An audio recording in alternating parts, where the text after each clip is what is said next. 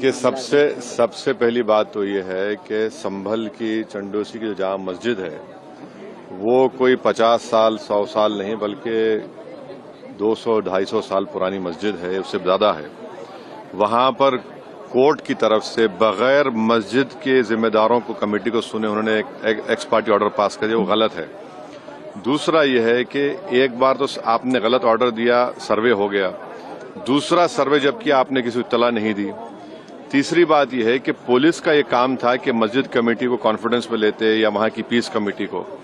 चौथी बात यह है कि जो सर्वे करने लोग आ रहे हैं वो प्रोवोकेटिव स्लोगन्स लगा कर आ रहे हैं, वो वीडियो उसका है, पब्लिक डोमेन में है। और उसके बाद जो वहां पर वायलेंस हुआ जिसमें 3 मुसलमानों को गोली लगी, उनकी मौत हुई, हम इसका कंडेम करते हैं। ये फायरिंग नहीं बल्कि मर्डर है।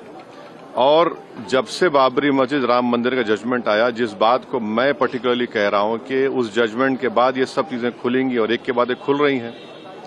एएसआई प्रोटेक्टेड मॉन्यूमेंट सब बातें कर रहे हैं, क्या एएसआई के कानून में नहीं है कि आप उसका रिलीजियस नेचर चेंज नहीं, कैरेक्टर चेंज नहीं कर सकते? किस बुनियाद पे कर रहे हैं ये? और आप किस बुनियाद पर अपने फेथ को दूसरों पे थोपेंगे? भाई कानून कोई चीज है ही नहीं है। जिस दिन कोर्ट में सुनवाई होती है उसी दिन ऑर्डर हो जाता है, उस दिन सर्वे भी हो जाता है। ये तो 1948 में ऐसे ही हुआ था बाबरी मस्जिद में। तो ये जो फायरिंग हुई है ये फायरिंग नहीं है, मर्डर है।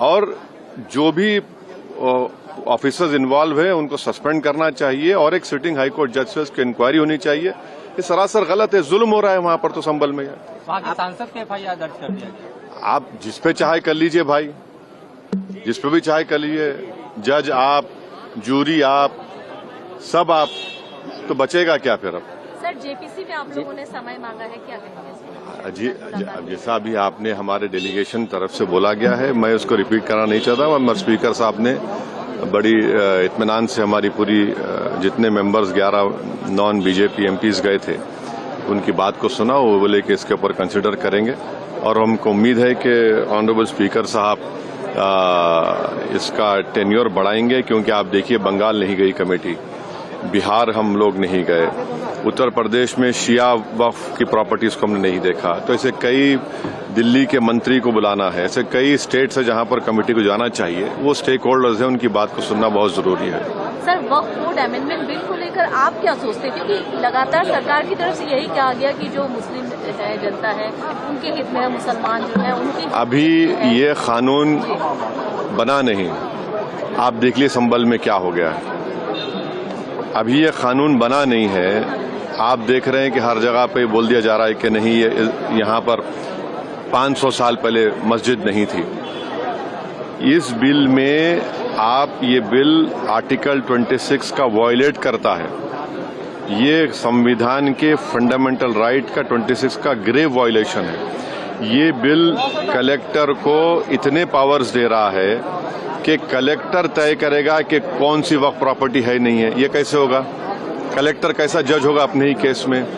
तीसरा, आप किस बुनियाद पर इस बिल में आप नॉन मुस्लिम को मेंबर बना रहे हैं? जितने धर्म की बुनियाद पर, चाहे वो हिंदू धर्म के एंडोमेंट बोर्ड्स हो, चाहे दिल्ली का एसजीपीसी हो या उसका एक्ट हो, या क्रिश्चियंस के जो भी उनके धर्म के संस्थान हैं, वहां पर तो कोई उसी धर्म का आदमी मेंबर बनता है।